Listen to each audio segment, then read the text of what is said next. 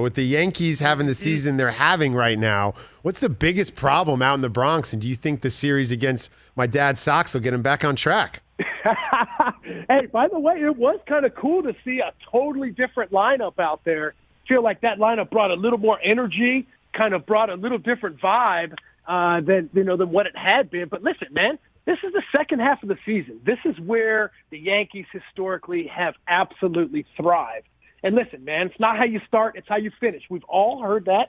And I think right now, if you're looking at the lineup moving forward, I think for myself, obviously being able to get guys like Aaron Judge back, Gio Urshela, Kyle Higashioka, all those guys, as well as Jonathan Loaisiga coming out of the bullpen, I think if you're looking at it, man, Luis Severino's right around the corner, right? So being able to get somebody like him back, even though I think he'll be at his best probably next season, even to be able to bring a right-handed power arm like that, I definitely think gives this team a jolt. Listen, definitely kind of put themselves behind the eight ball a little bit. The Boston Red Sox have had a tremendous season, as hard as that is for me to say. It's been a lot of fun to watch the success that those guys have had, and also to the rise of a team like the Toronto Blue Jays.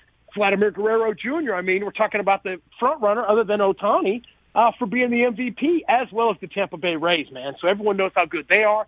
I think the AL East is back, man. It's awesome to see four amazing teams that can compete for that first-place spot, man. It's going to be a lot of fun to see what happens down the stretch. But coming from my pinstripe blood, it's coming, baby. The boys are coming back. I think they've got a new, energetic way about going about their business this second half, and I'm really excited to see what's going to happen.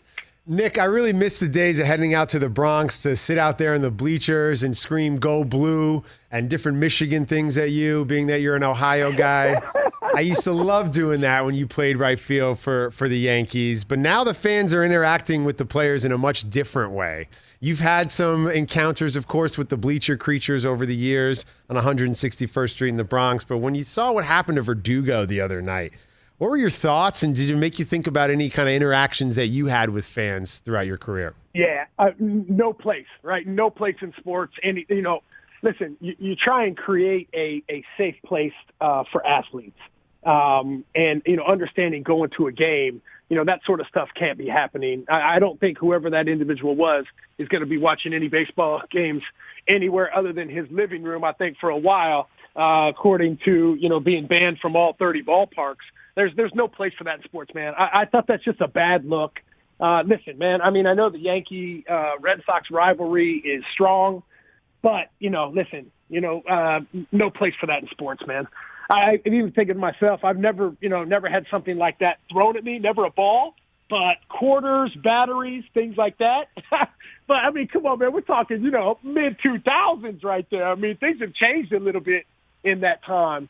But for me, I think, spectators need to understand these athletes are going out there giving everything they have, trying to create a safe place for them would be something that you would want to do. So, yeah, no place for that in the game. But, listen, some of those things happen.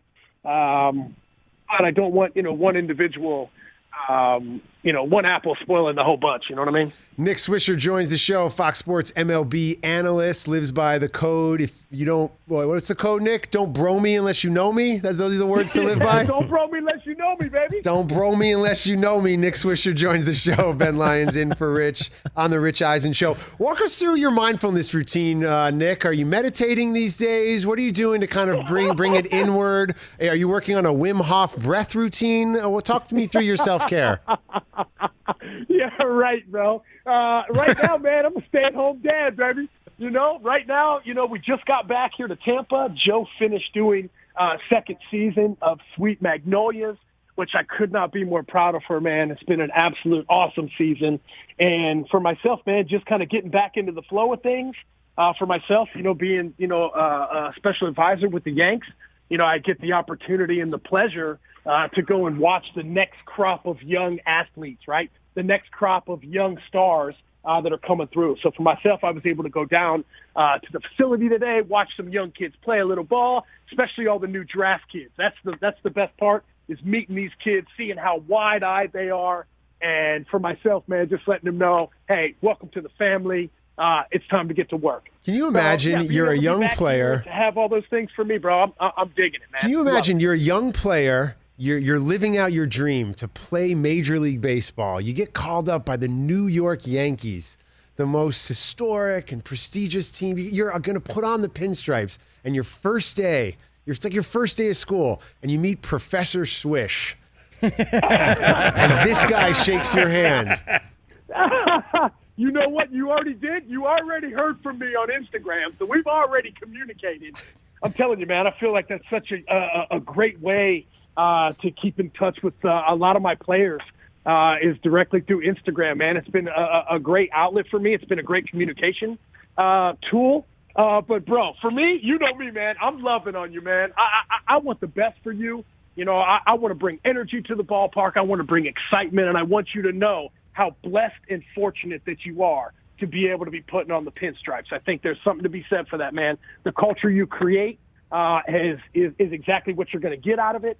And for myself, man, you know, bleeding pinstripes, bro, it's very easy for me to push that Yankee way because in my mind, you know, it's the best way. Hey, you watched all the way to the end. Thanks for that. Watch more right here.